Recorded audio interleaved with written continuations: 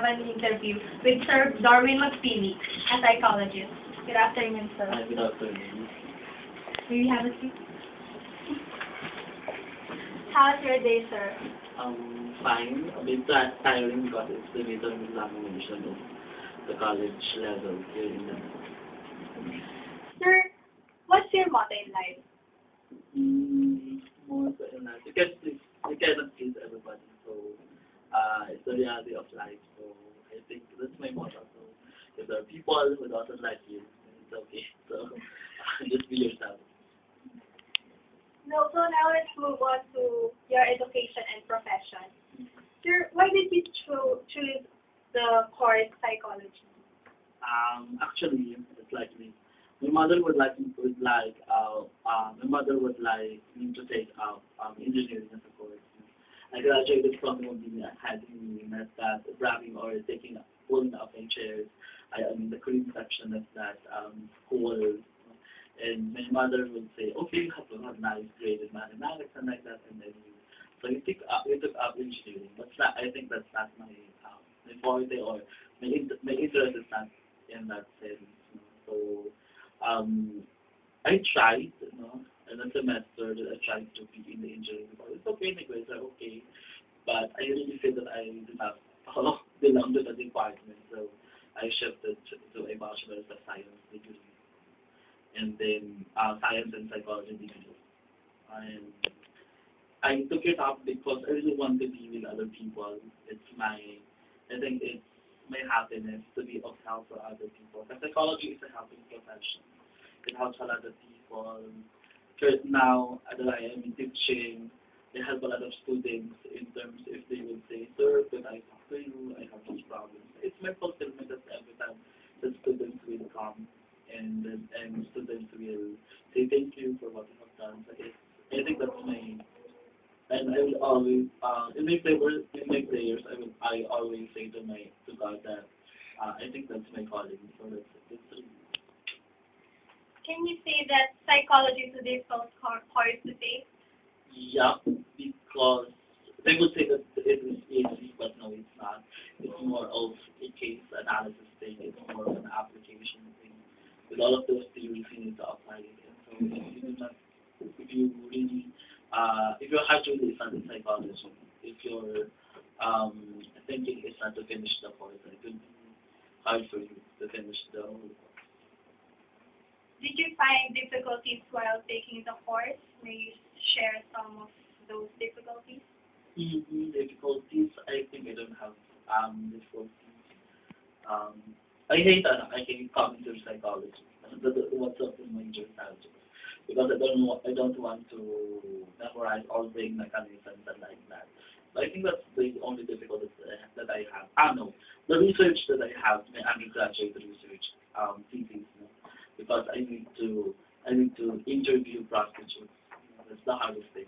The hardest thing because every interview is 500 pesos for them because they won't be in interview if there will be no man involved. So just to get the data, just to see how they're going, what's their personality types, and what are the motivations or what are their frustrations in life, why are they in that profession? That's the oldest one, prostitution. So I think that's the hardest. My undergraduate.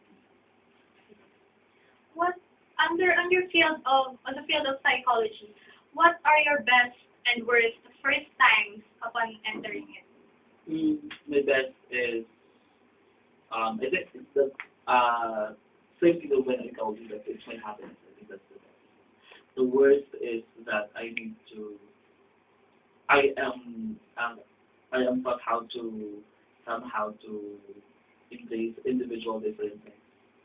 And as we are taught to embrace individual differences, as we are trying to practice embracing individual differences, it is very hard. It's a hard thing. Meaning because if there's somebody else who wanted to have conflict with you, or there's a conflict between the two of you, they will just say, okay, you're trying to embrace individual differences. So somehow, you cannot really, if you're angry, you cannot burst the anger because you need to control it, because it should be a practice. No? Being a psychology major, you should know how to control your emotions, put your emotion in proper places. And it's hard for me because I'm an extrovert person. I wanted to express the emotions that I have. So when I took up psychology in the first place, in the first years, that's the hardest thing that's the worst thing that I need to face. On those time of difficulties, what keeps you strong? I think it's a must. It's the same thing that my goal in life is after I finish the degree, after taking up my master's, I'll be of help for more people. Um, can you say that this time, are you happy and fulfilled? Yeah, I'm happy and fulfilled. That's my thing. That the same thing that I have told you. I'm happy in the sense that financially I'm happy with what I am receiving. I'm happy that I am of help with other people. If I could be of help, usually I do pro bono. Pro bono meaning there are people who need my help with assessment, with therapeutic assessment. Then I just give them for free, especially if they could not afford to especially if they could not afford to pay for it. And I'm happy that I am of help. That the same thing that I have told you, I think it's my calling to be in the profession. If there are still some things that you can do, what are those that can make you say that you are really, really, really fulfilled? Um, if right now I'm a member of the disaster team of the Lasal Philippines. So I wanted to be of help. Just like for example, we have these typhoons, we have these I want to be really to stay in the area, for example, 6 months. I'll be living with them. I'll be guiding with them. That's my wish in life. No? That is the thing that I really wanted to have. That I'll be of help to them, to the community, to give back to the community, and at the same time, without any pretensions, without any um, uh, concepts like that, you need to do this or that, but you are really in the community because you want to help. I want for disaster communities, like for example, especially those for example, the typhoon victims and like that. Because most of the psychologists now will just go there just to document and just say in the picture that we go there. But the problem here is after a day, they will just get out of the institution, of the community. And somehow, the psychologists who go to the community, just take picture and open up with the situation, we're not able to close whatever is open in the emotional strength and the emotional, intellectual and to the other facet of human beings of those people. I wanted to be different from the psychology somehow. I hope some sort of family na in some sort of that they're very idealistic and I'm very idealistic. No? But I think if if somebody else could do it, like those my models in life, the models that I have, my professors, if they can do it, I think I can do it. What do you think are the characteristics that a good psychologist must possess? Number one, there should be patient. Number two, open-minded. Number three, you should learn how to embrace individual differences. You should learn to embrace that everybody is different from everybody else. That your dislikes will be the life of this person, and her dislikes will be your life. So it really is something on in genetic psychology. We are made up of thousands of genes, which is very identical with the other one. So really, it's something to do with it. So behavior of people really differ from the another from other people. I think those are the things. How about what do you think are the do's and don'ts on the field of psychology that you can relate on your everyday life? Do's and don'ts. Of course, man do's and don'ts. But relate. Mm, of course, there will always money is a source of all evil. So there are times that you know that you are being used by politicians because during campaign period, usually, like, for example, Manny Villar, like, and the other people, like those presidential last 2010. They have this psychology, so it's their campaign managers, you know, and they knew that they are fooling people. Okay, they are just fooling people.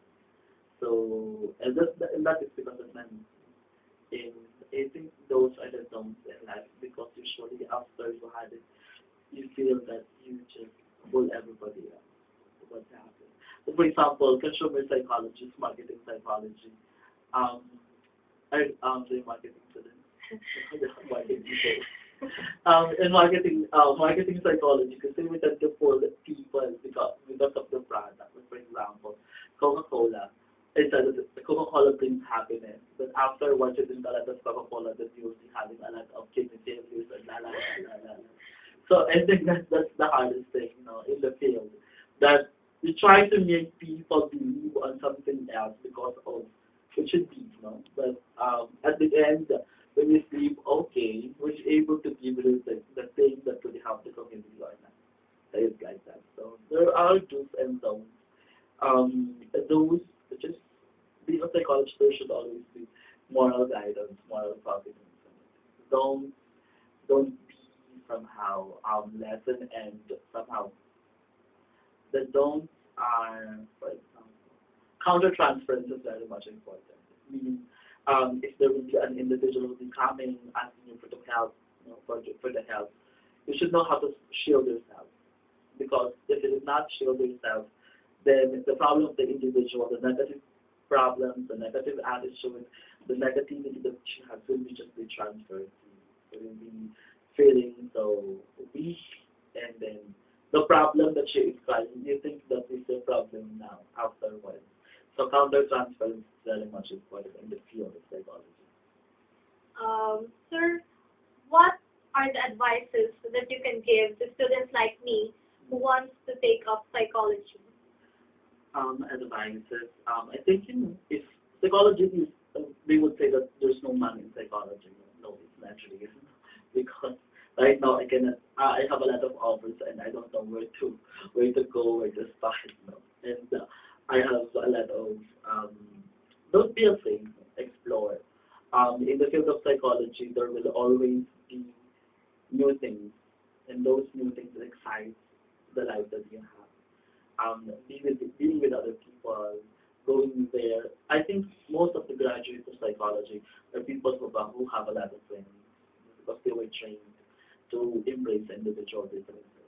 And they say, okay, psychology majors has this line of friendships that they have.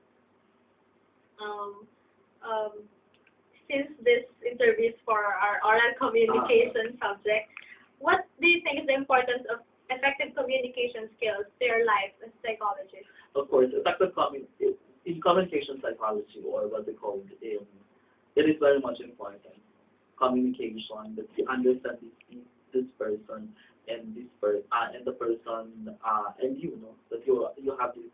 Because communication will be impossible if the sender or the receiver is not meeting in halfway. So if you do therapy, if you do explanation, if you do counseling, it is very much important that you were able to understand what the person is saying. What is the person? It's not only the verbal communication, but we are trained. If you will be in the field of psychology, you will be trained to read and to understand nonverbal cues. There will always be nonverbal cues discussion, so that you would know if the person is irritable, if the person is not at ease with you or happy with what is happening. Thank you so much, sir, for this interview. I've learned a lot, and I want to give this to you as, Okay. as our gift of appreciation. Thank you. Thank you so much. Thank you for lending our time for us, and Welcome. I feel so grateful for having this interview because I've learned a lot. Thank you I so hope much. I help your requirements. Thank you You're po. welcome. Thank you po. Do you need pictures?